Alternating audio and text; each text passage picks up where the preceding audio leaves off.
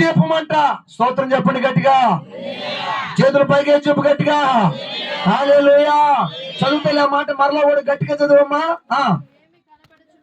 మీకు ఏమి కనబడుచున్నదని అడగగా నేను ఏదమ్మా, నేను సువర్ణమైన ఏ దీపం అమ్మా? సువర్ణమైన దీపం. సువర్ణమైన దీపం. సువర్ణమైన దీపం. తలపైకి ఎత్తమ్మా. ఒకరోజు ఇస్సాకు పాపం కళ్ళు కనబడవు ఇస్సాక్కి. ఈయన పాపం ఇంట్లో ఉంటే యాకోబు ఏం చేశాడు తెలుసా? కొంచెం ఆకారం వండుకొని చిన్నగా ఇస్సాకు కాడికి వచ్చాడు. ఈ తండ్రి గారి కళ్ళు కనబడవు. ఇస్సాకు దగ్గరికి యాకోబు వచ్చినప్పుడు యాకోబును దగ్గరికి అంటే కొడుకుని దగ్గరికి పిలుచుకొని కొడుకును ముద్దు పెట్టుకొని అప్పుడు కొడుకు వస్త్రాలు వాసన చూస్తే అక్కడ రాయబడిన మాట యాకోబులో అంట సువాసన వచ్చిందంట.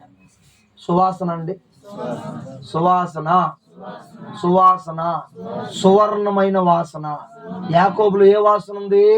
యాకోబు ఎట్టున్నాడు? సువర్ణమైన దీపముగా ఉన్నాడు. మరి నువ్వు ఎట్టున్నావు? నిన్ను గురించి కానీ ఇంటే అంతా పెంట వాసనే, సువర్ణమైన వాసన రాదు నీలో. ఫలానా వ్యక్తి అట్ట ఆమె నోటికి చెప్పయ్యా, ఆమె ఒకటే, ఆమె వచ్చినా ఒకటే, రాపోయినా ఒకటే.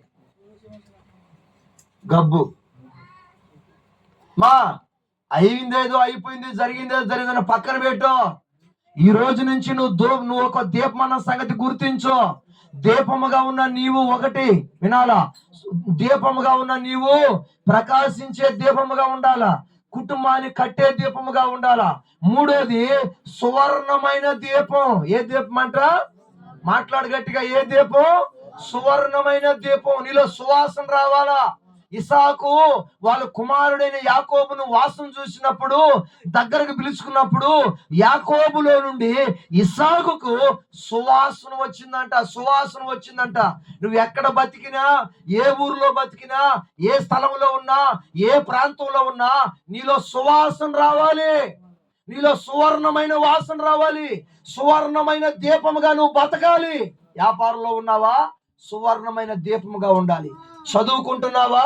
సువర్ణమైన దీపముగా ఉండాలి. ఇంట్లో ఉన్నావా? ఈదులో ఉన్నావా? సంఘంలో ఉన్నావా? చర్చిలో ఉన్నావా?